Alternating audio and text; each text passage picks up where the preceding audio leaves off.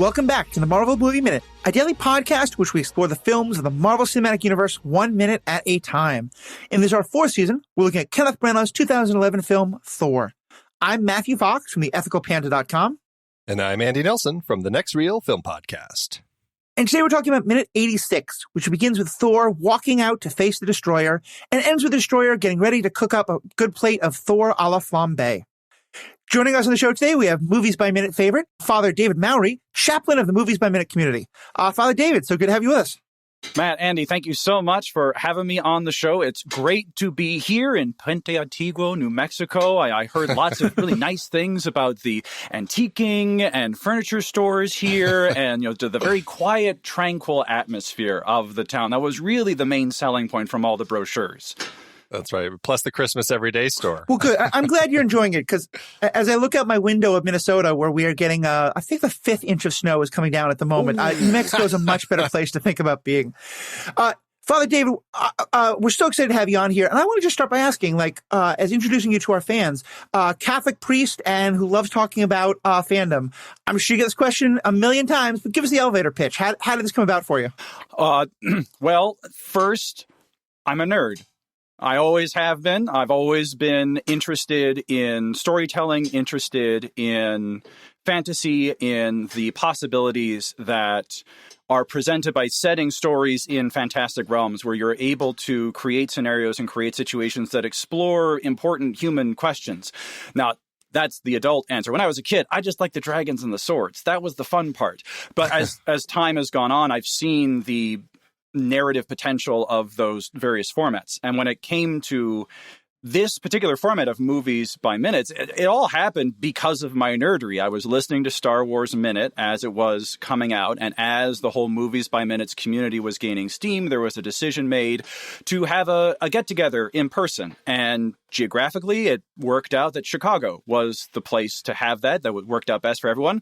And I live in the Chicagoland area, so it was really easy for me just to pop downtown to the theater where everyone was hanging out, and that's where I got to meet face-to-face these voices that I'd heard through my headphones, and, oh, that's what Pete the Retailer looks like. Oh, okay. And get to meet the big connection I made there was with the Indiana Jones Minute fellas, because they were getting ready for their Last Crusade season. I said, hey, if you want to have a Catholic priest come on and talk about the Holy Grail, I think I might be able to say one or two things about the movie. And from there, as people heard me on shows, I said, oh, hey, this guy can string a sentence together. Okay, well, let's get him on our show, because you know how it is running a daily podcast, a little bit of variety, always looking for that different perspective, different take. Please just give me the content, and I'm happy to oblige. Well, it's wonderful. We're so good to have you on here. And one other question I want to ask before we kind of dive into things in general, when Andy told me that we're going to have a Catholic priest on as a guest, I'm a former pastor myself, and I warned him, listen, I have to say, I'll be careful that we don't just have 30 minutes every day of discussing the theology of things. But then I looked at the minutes you picked, and I have to ask, is this intentional? Because I understand it.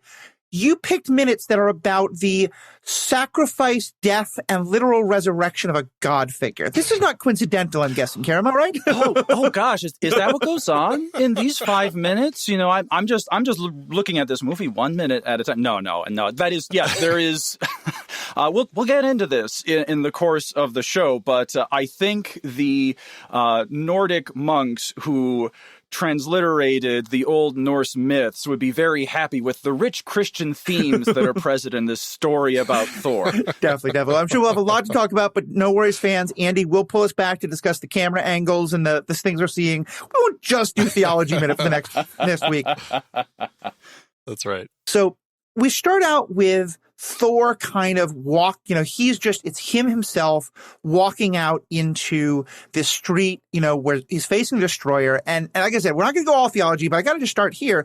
Is this basically a Gethsemane moment? Is this, and not that Christianity is the only one that has a story like this, but this theme of the lone person walking out to face danger, sacrificing themselves for others, this seems like a very rich theme that Branagh's getting us in this one moment.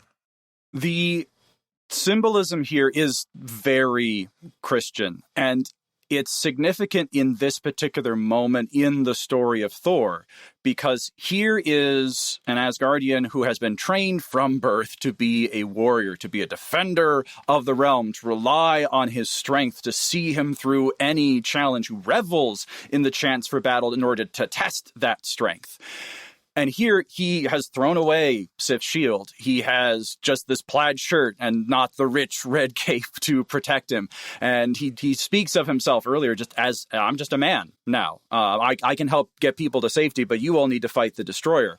And so this is a coming to terms for Thor with his own weakness, his own loneliness. And he still can serve in that moment of weakness as a protector, as one who goes now out in front of his friends. I was thinking about how much a reverse this is of the battle on Jotunheim, where with all the camera angles, it's the way the camera is shot.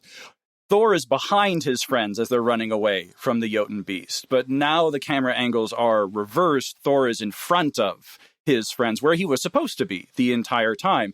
And he is more fitted for this moment now without the hammer, without his strength, than he was on Jotunheim for all the warrior glory that he was reveling in. The reference to the battle on Jotunheim is a fantastic one, because it really does, as you were saying, reflect that kind of the internal shift that we've had with Thor that we've kind of been watching over the last 10, 20 minutes or so, when he was so headstrong and he wasn't even paying attention on Jotunheim, when his friends were saying, come on, we got to go. And they were all fleeing, and he's just, having a jolly old time knocking the Jotuns down left and right. Meanwhile, his friends are being chased by this monstrous Jotun beast across the landscape. I mean, he does save them, but it's like, he wasn't paying attention well enough to do it, until the very last minute. And here, this is this moment where he has made that shift. We have seen him grapple with the challenges of realizing, I have been banished. I am just a man. I have none of my former strength or glory. But here I am. I am now going to protect all of you from this thing that is coming. I mean, it's a beautiful change that we've seen here. And with the slow motion emphasis, I mean, I think that really helps kind of push that. The music swells here as well. Now, one of my knocks against the Marvel Cinematic Universe as a whole is the very thin soundtracks that they provide. Really, we have the Avengers theme, and that's about it when it comes to the music. So I think the Marvel logo itself might have a better score than most of the movies. Bum bum bum bum bum. Yeah, that's dry. I can pick that out of my brain immediately. Yep, right. So here I was trying to listen to the musical themes, and we have the main leitmotif of the movie here. This da da da. It's very sweeping, meditative, kind of otherworldly, sustained string theme, which I find fascinating for a movie about the god of thunder, but there it is. Well, that'll change somewhat when we get to Ragnarok, but for now, there's this very peaceful, contemplative, otherworldly theme that has come into this as Thor is stepping into himself. He's stepping into this heroic moment where now he is fulfilling the desire of Odin, that he be kingly, that he be a true Asgardian, as one who is not seeking war, but is ready for it when it comes. And he's going to fight this war against the destroyer, not with Mjolnir, not with any Asgardian strength, but with this humility and with an honesty that we haven't seen from Thor before. Yeah. But one thing I thought was very striking, just in terms of the movie making thing, and Andy, this is your influence on me that I'm seeing these things now, is that it keeps cutting back and forth between Thor and his friends. And Jane cries out, wait, and like everyone is clearly concerned. All of them are shot in Dutch angles. He's shot straight ahead. And to me, it was such a great way of showing, like, in this moment where everyone is concerned, everyone else is off balance, he's 100% at peace. It feels like this is the first time where he really knows who he is and what he is supposed to be. That's a great point. And it's there's a danger that Brana is dancing on with using Dutch angles as much as he is throughout this film, because it gets to a point where the Dutch angle just doesn't mean as much. It doesn't carry the same weight. But you're right. In a moment like this, where he is very deliberately saying, okay, I'm going to put them on unstable ground, essentially, but Thor is on solid ground with those the positioning of the camera. I think it is a moment where it does give us at least in this scene, it gives us that sense. And then that's mirrored in then the Dutch angle we have on the close-ups on Thor as he's walking up to the destroyer, because Thor is taking a big risk. Mm-hmm. He is walking out into uncertain territory. He does not have the confidence of a warrior here. He has been disarmed. He has been made vulnerable. He's had to come to terms with his own unworthiness in that moment where he fails to pick up Mjolnir, and he buys Loki's lies, hook, line, and sinker. Thor is a very nice guy, but he's a bit of a dunce. And he now steps into this slightly unstable place, but his composure, his confidence carries him through all the way up. So he's standing, well, not face to face, like face to navel with the destroyer. Yeah, right. Yeah. And I think that one of the things I also thought was so interesting is we get a couple shots of different people reacting, but we got one shot of like all the friends kind of lined up. And as you said, it's him walking out in front of them. It's very much an Old West showdown on the OK Corral kind of thing, which we'll get to. Mm. But one thing I really noticed also is that the Asgardian friends and the Earth friends all have the same kind of expression. You know, and to me, there's something really powerful there of these two people know him in fundamentally different ways. What they are surprised by him about is normally going to be totally different. But in this moment, he's doing something so outside both of them. You know, it really, to me, emphasized this is a Thor that the Asgardians haven't seen and the Earth people haven't seen. Yeah, you can see that in when the Asgardians show up at the clubhouse or whatever that building is. What is that building? Yeah, Smith Motors. Smith Motors. Thank you. When they show up at the old auto dealer, it's a clubhouse. And you're right. they're expecting Jotunheim Thor. They're expecting the loud, brash, go get 'em. Oh, finally you guys are here. I've been languishing here on Midgard. Thank goodness, time for some fun. And they're already aware of the fact that Thor is different. Thor is changed. And they accept that pretty quickly, I think, because of their trust for Thor and their bond with him, which I'll talk a little bit about later. And for Jane and Darcy and Eric, they've also formed a bond with Thor, but they've not seen his nobility. They have seen, foolishness, getting hit by a car twice, being an absolutely insane person and marching right into a government facility.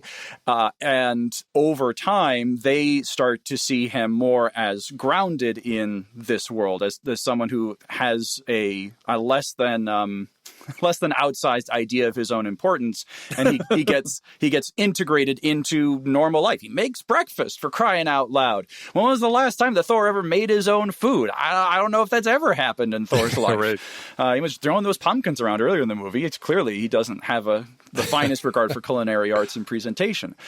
So now, yeah, exactly. There's this unique situation where those who knew him as God and those who knew him as fool now get to see him as king.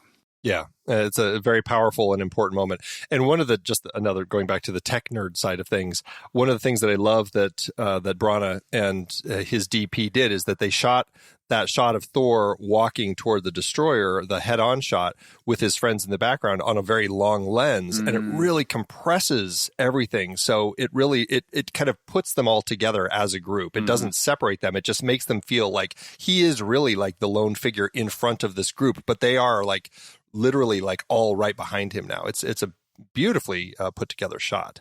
And I also want to say, I love particularly what you're saying about like the nobility and the kingness. And it goes back to what we were saying before, because I think Branagh, is trading on the sort of cultural understandings that we have. You know, a lot of this is Shakespearean, but also like in the cultures in which we're watching this movie, like when we think of a noble sacrifice, the Christ-like story is what often comes to mind.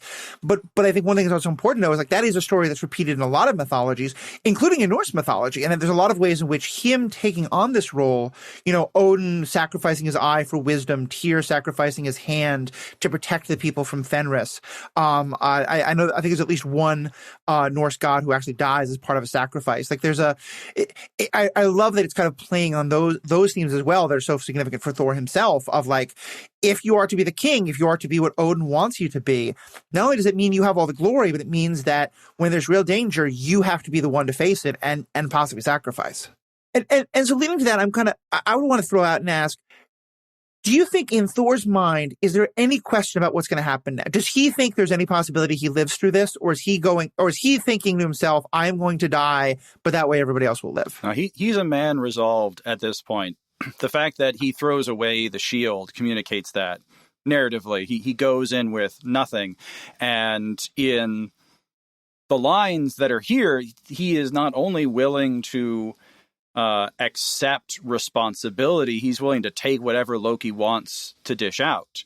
Or whatever I've done, I'm sorry, spare them. And that's as much as we get in this particular minute. But there is no shadow of any kind of hope for escape, I think, in Thor. He knows what's coming. You mentioned, Matthew, you mentioned Gethsemane early in the minute.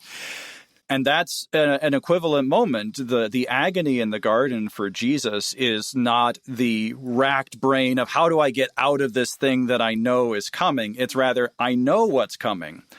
How do I accept what human nature revolts against? Because human nature revolts against death. We don't want to die. We're made with a very strong self-preservation instinct for a reason, because life is good.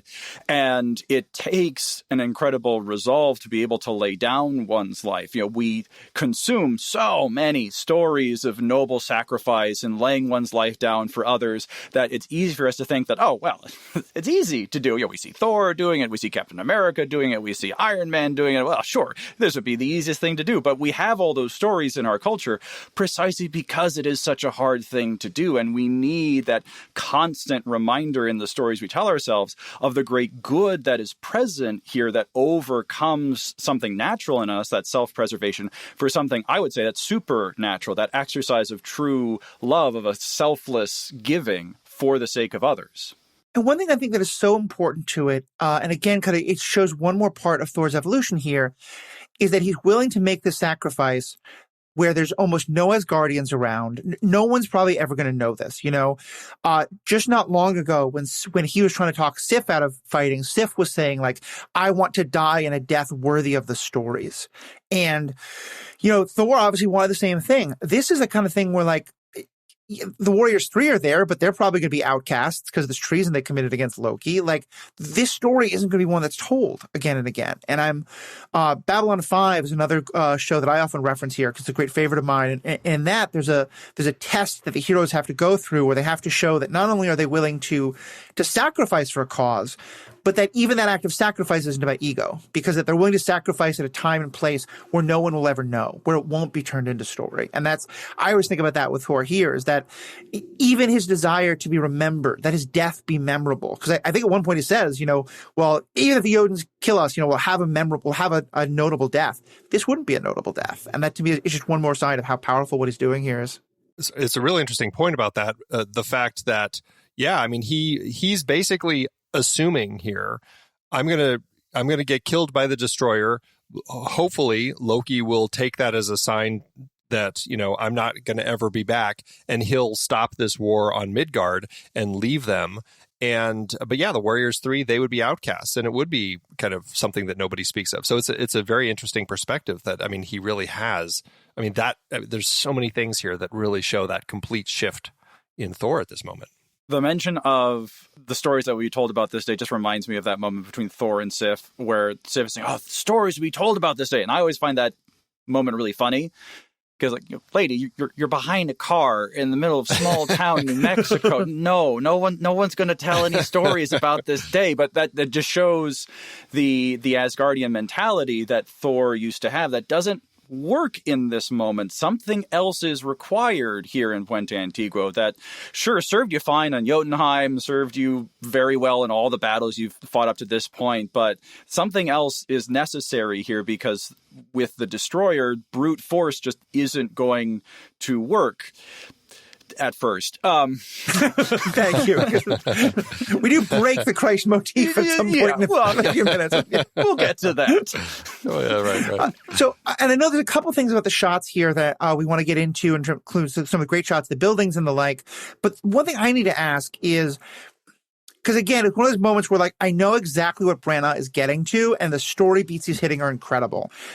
But I have one question. We need Thor to have this long, slow walk. He needs to be able to give this speech. And the only way that works is if the destroyer suddenly forgets that its weapon is capable of hitting things more than 10 feet away. Is there any justification, except for the fact that the story needs it, that the destroyer doesn't just wipe him out as he's walks down the street? Well, that raises a question about the relationship between Loki and the destroyer. Yeah. Is Loki controlling the destroyer? Or is the destroyer acting on programming like a robot? Right. Because it's a little ambiguous. Like in the vault at the beginning of the movie, clearly the destroyer is acting on programming. And when Loki sends the destroyer out to make sure Thor never returns, like, okay, well, that's a pretty clear message. But throughout this week, there are just these indications that somehow Loki has some kind of control over this, and Loki, big drama queen that he is, just wants to revel in this moment, just wants to squeeze every element of pathos out of Thor that he can before he just rubs him out. It's definitely an interesting element with the Destroyer that certainly comes from the comics, because in the comics, the Destroyer is this magical suit of armor that does require a being, whether it's an Asgardian, Midgardian, whoever it is, to kind of basically connect with it via their soul or kind of their essence or whatever it is. Their body kind of lies there while their soul goes into the suit, and they run around destroying things. And that's kind of what happens as long as their body is safe, etc. They really never made that connection in the film at the beginning. It really did seem like this just autonomous robot that comes out when something's in the vault. I mean, that's really kind of what we've seen. And even, as you said, when Loki gives it the directions, it seems pretty specific. Do these things. And that's its programming, right? Very RoboCop sort of thing. But this is the one scene where I feel like, okay, so they were trying to find a way to kind of keep that connection still with the comics, as far as, because it really does seem like there is this connection. And I think part of my read of the way that Thor approaches is that he knows it's Loki. Like, he knows Loki is controlling it. He knows Loki can hear him, and he has this conversation with Loki. I mean, it's just, that's kind of my assumption, is that there is that element they pulled from the comics, even if it's never made that obvious in the film. You mentioned Loki being able to hear him. When we cut to Loki in the throne room, what I imagine is that he's got his whole home theater set up where he's able to see from the destroyer's viewpoint, because you get Thor's voice coming like from speakers from around Loki. There's a little bit of reverb. Destroyer cam is definitely a thing here. And he's just off camera. You can't see it, but just off camera, Loki just has a little bucket of popcorn. And that's right. And I like that, especially because we'll get to this more in the next minute, I think. But what I have said that sort of the scales have fallen from my eyes on this movie about Loki, and that I have come to see him as much more of a complicated figure than I thought I saw him as the first time I watched it. And I love, if so much what we're talking about is how different Thor is. For me, that shot of Loki where he's just like watching, like fascinated. I think you're right. He's the drama queen. He wants to draw it out. But I have to imagine that there's a part of him that, like, he knows he needs to kill his brother. He wants to kill his brother, but there is still some part of him that's wrestling with that. But also, this is a Thor he's never seen either, And so I think it's we'll get more to him, and I think in the next minute. But it to me is so. I have to hope that you're right. I think that the Destroyer, it's not just the comic timing; it's the Loki, all the stuff Loki's going through as they draw closer to each other. So what do we see in that shot, in this couple shots? Because I think, Andy, you definitely had some notes about the Old West town that we're seeing here. Well, yeah. I mean, through this whole scene, aside from some, sketchy 2011 CG, which we're definitely going to have all through the whole week, Branagh cuts to a few wide shots of the town just to kind of give us a sense of everything that's going on. And I really have to say, some of these shots really don't work in context of us believing that Puente Antiguo has over 2,000 people and that it isn't just an old West town that has been dressed up to look like a modern town. When you cut to the wide shot, I mean, it's a great helicopter shot overhead where you're kind of flying, kind of across. You see kind of the smoke rising from the street and from the 7-Eleven, but you can also see some of the backs of the buildings look a little unfinished. Some of the buildings look like they've been sitting there for a long time doing nothing more than acting as background dressing for other Western things.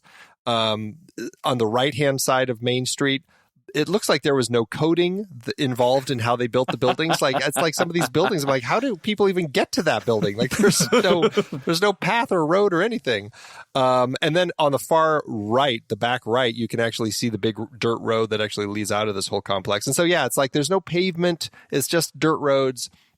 If you look closely, you can actually see crew vehicles on the far back right, which is kind of funny. I mean, they could just be townies, but that it's essentially the crew parking over there. And then just landscaping note, if you look at the very, very top of the frame, you can actually see Galisteo Creek in the very back distance, which is more just an interesting point than anything else. But it's interesting to see how it looks now, or just in the context of this. And actually, if you go look at it online, on like Google Maps, they've actually reduced the number of buildings that it had. So they've actually made it even smaller than it was at this particular point in time. So, yeah, well, I guess it speaks to the fact that they haven't been filming a lot out there. And, these things do run down out there in the middle of nowhere. Puente Antiguo looks like you could take a 10-minute walk and circle the whole thing and still have 2 minutes left over. And yet Thor's found a way to spend an hour walking around wondering how to get out of town. So, so let's get to some of the things that Thor says as he's approaching. He starts out with an apology. And again, to me, this is very much the noble moment. This is the humility moment, particularly in the way he phrases it, because he says, "Brother, whatever I have done to wrong you, whatever I have done to lead you to do this, I am truly sorry, but these people are innocent." To me, it's fascinating there because he's doing two different things at the same time. One is he's apologizing in a very genuine, open way. He's clearly saying, like, it's me you're after, not these other people, take me. But he's also doing it in a way where he's saying, like, that he acknowledges that he hurt Loki in ways that caused Loki to make the decisions Loki is now making, but while still acknowledging Loki's agency. Like, often this would be, "Oh, Loki, none of this is your fault. It's all mine. I'm so sorry." But the phrasing of, whatever I have done to lead you to do this, to me, it's such a brilliant way of saying it. He's taking all the agency, but he's also saying, like, Loki, now you're the one making bad decisions. It speaks to Thor's self-possession in this moment where he is, well, it's also part of the mythic phrasing that Thor has in the comic books and running throughout, that every line is very carefully thought through and phrased even before it comes out of his mouth. Even though he's the hot-tempered god of thunder, he's still a god, and so therefore there is a certain gravitas and consideration given to the weight of his words. He does all this, though, with that sense of humility that we've never seen from Thor in any of his interactions with Loki. I mean, the first direct interaction they have in the final cut of the movie is Thor saying, "It's unwise to be in my presence right now, brother." So there's a distancing move there. Like, look, I love you enough that I want you to get away from me. And here, now there is a connective language here. Whatever I've done to lead you to do this, I recognize that my actions have an influence on you, that however much I might have tried to push you away, so I've influenced you. And that is part of the move of redemption here. It's part of the move of reconciliation, an acknowledgement of Thor's own sinfulness, his own poor choices, while recognizing that Loki is the one pulling the strings on the destroyer. He's the one with the giant red button that says "Destroy Puente Antiguo," and Thor is just saying, "Look, before you push that button, let's reconsider." It's a really powerful speech, the way that he does it, and it's simple and it's quiet and there's peace to it, and I think that's what I really appreciate about it. And I've said this so many times, I feel like, on the show, is like the way that Thor speaks in this film, like when he is having a conversation with someone and they talk to him about something or bring up a point, like, he is present. He is there. He truly like looks into their face and delivers his lines in ways that make you feel like this is a person who really connects. And I feel like that same thing here. Like he is having this moment where he is wholly invested in this moment and just focused. And I mean, he's at peace with it. And it really brings a lot of power to the moment. Mm-hmm. Definitely. Just because it's a fun little moment. We're going back a little bit in a minute. I want us to wrap up soon, but we get a moment where Thor is like, nobly walking forward. The music is swelling and the destroyer is coming forth to meet him and then just kicks this truck out of the way. What's happening there? Is that just kind of like adding a little bit of levity? Is it kind of showing like that how little the destroyer cares about the nobility of what's happening? What's Branagh doing in that one moment? Just in case you forgot, the destroyer was an unstoppable killing machine. We're just going to have it casually kick a pickup truck because there has been enough evidence of that. Yeah, so even in this quiet moment, I think Branagh's just trying to remind us, the destroyer, it can turn Thor into tomato paste if it wants to. It's right on the label. It destroys things, right? Yeah. It's also really funny and unintentional that they meant to do this, but they have, Thor talks to the destroyer for like half of this minute. But when we see that shot of them, of the destroyer kicking the truck, like they are, maybe 20 feet apart and they keep walking toward each other through that whole 30 seconds. And it's not till the end that suddenly they're like right next to each other. I'm like, they maybe should have had the destroyer a little farther back, but it's one of those. It's one of those things. Like I said, Loki forgot it's a long range weapon. He seemed to think it's just, a short range thing. It kept missing, so he's just like, he doesn't want to miss. There we go. Exactly. So, any of the last things either one you want to bring up about this minute? I have one quick thought before Father David has his little section that we have here, but I don't know if this also is intentional, but just, speaking of other biblical references, I can't help but feel there's a little bit of a David and Goliath moment too, just with the size. Obviously it doesn't play the same, but I really like that like the end of this minute, we get that shot of little Thor and big destroyer. And I just think that's a great little like a reference that we have at that moment. Mm-hmm.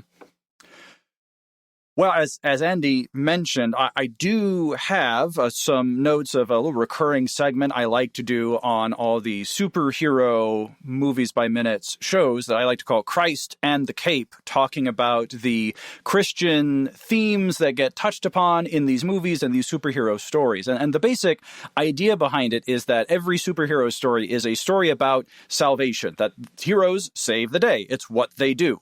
That's what makes them a hero. Now, how heroes save, it varies from hero to hero, but I think there is something inherently Christian about the Western superheroes that we've put together, and I think the themes of Christianity haunt our stories about superheroes, and you can hear and pick up the echoes of it. Today, I want to start with the idea of anthropology, that not digging around for potsherds in the desert, but rather the idea of the theology of being human.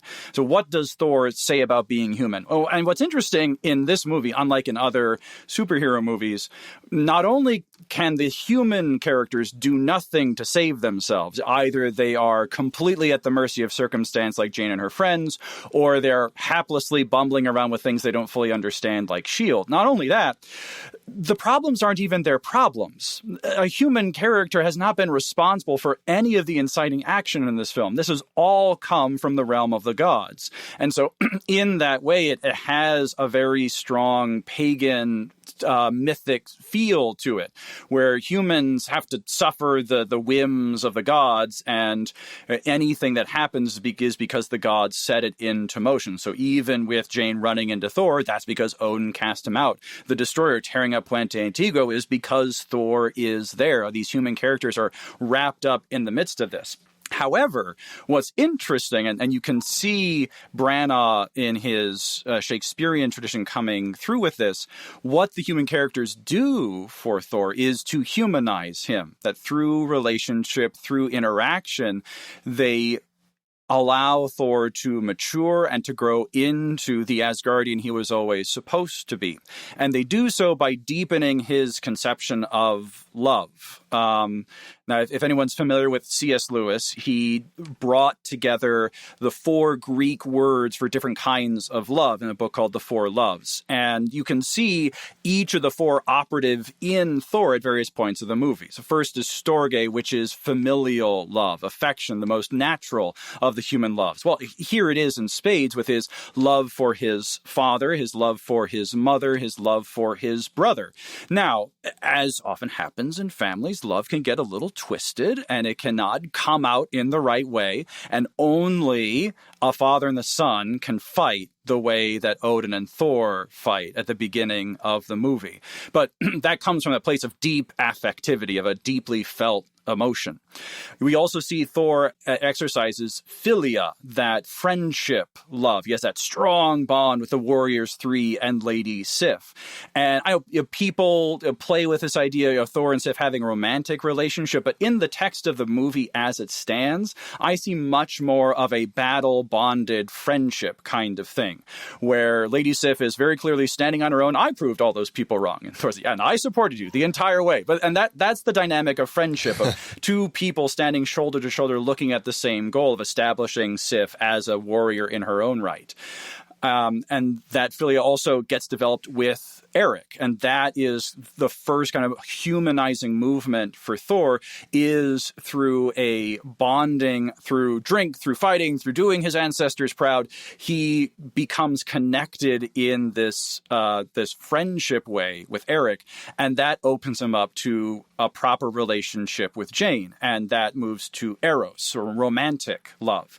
And not just kind of wild lust, but rather a love for a particular person in a romantic way, in a way that wants to be deeply caught up with the other person. And you can see that being reciprocated on the rooftop scene, where Jane wants to hear Thor keep going about his explanation of Yggdrasil and the World Tree.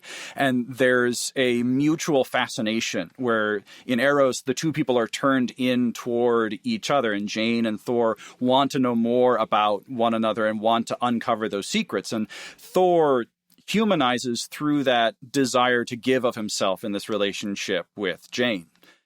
But then it all comes to a climax in this scene with the fourth love, agape, that selfless love, that unconditional love. Andy, like you said, there's no crowd here. There's no cheering throngs like at the coronation scene at the beginning of the movie, where clearly there was some fire marshal tearing his hair out on Asgard, because there were way too many people in that space. Anyway, here there is no honor, no glory. There is just Thor and his brother and the people behind him, and he is going to give everything. He's not going to hold anything back. The shield is down. He has no weapons. He has only his apology, only his love for Loki, which moves him to apologize, and his love for the people behind him, which moves him to lay down his life for their sake. And that's only possible because Thor's relational world has been expanded through interacting with Eric and Jane, and yes, even Darcy, and being able to find a way to give of himself for people that he doesn't have that same battle-bonded friendship with, but he's able to act in a truly kingly way where he is putting himself at the service of the greater good and truly loving others in that unconditional way. It's so fascinating hearing kind of like that, because I mean, I guess before I guess it was all there. I just didn't really pinpoint it quite so well. But like when you actually describe each of those very specific types of love, you can really see, I mean, this film really does a very good job of exploring all of them. And that's one of the things that I really enjoy about it, and enjoy about Thor, especially because he is by nature such a charismatic character. Yeah. Like you just want to connect with this person. But even in connecting with somebody who is charismatic, there are challenges. There's always kind of that up and down, because, everyone is different. But finding ways to kind of explore each of those different types of love over the course of the film, I mean, it's actually really powerful that they managed to do all of them, I think, quite successfully. So, yeah, I mean, that's really insightful. It's funny. You started talking about the Christian themes of all superheroes. My first thought was, okay, well, I've been talking a lot about the Jewish themes of some of the early superheroes, especially Superman. Like, so I need to get you on another podcast at some point soon to get into all that. Because I, for myself, I think it's always important to kind of understand. Like, I think we can see these things through that frame. I also think that a lot of these themes are ones that are present in a lot of different religious traditions, to be sure. But absolutely, I love that idea of breaking it down. That this is him learning how to love on all of those levels, because he always has been that charismatic person. But especially the Thor in the first 20 minutes of the movie, he that saying of like, they're a great guy. The only problem is that they know they're a great guy, and I feel like it's this, like, we're going to talk about kind of like the death, he goes through a kind of a literal death moment in a few minutes, but to some extent, there's kind of like the death of the self that he's already gone through, that like all of the things that he thinks he was, the noble warrior, the person who's guaranteed to be king, all of those ideas of himself have died, and so it's what he's finding is all this love, all the loves that he's encountering, these 4 different kinds of understandings of love, is how he's rebuilding his idea of himself, and coming into a much truer. And so I love that idea, like the Christian anthropology of it as kind of the basis of what was happening here. Yeah. Very cool. Very cool. All right. Well, I think this is probably a good time to wrap up. But Father David, for those who didn't get to hear you before, they're hearing you the first time, like, I want to hear more about this fellow. I think you did. I know you've been on a bunch of podcasts. We'll talk about this over the week, but you actually were running your own podcast for a while, right? Oh, heavens. No, I was not running my own podcast. I am not as strong as you fellows are. No. I could only hack it for 2 weeks of a Movies by Minute podcast. I was part of the community's group project looking at the best years of our lives, the 1946 movie about World War II veterans coming home. I did 2 weeks of that movie looking at the various dreams and domestic reintegrations of various veterans. And it was a lot of fun. I enjoyed it quite a bit. It also made me appreciate all over again how much work this kind of thing is. So my hat's off to both of you, even if Andy can't take off his hat right now. Well, thank you. Well, yeah, so folks, definitely check that out. What's the best place for people to find that podcast or other things of yours? To find that podcast and other things of mine, you can go to my website, fatherdavidmowry.com. Ostensibly, I have a blog, but I haven't updated it in a while because life. But there is a section where I have the episodes of the various podcasts that I have been a guest on, and I will have there'll be links there for the best years of our lives, for the Best Minutes podcast. That's the title of the show that looked at that movie 1 minute at a time. Well, thank you so much for being a part of this. It's really great to have you on. I'm looking forward to this whole week. Andy, as always, thank you for all the things you do to make this possible. And to our fans, you're the ones who we do this for. You're the ones who make this such a great experience. Thank you so much, and have a great day. Until next time, true believers.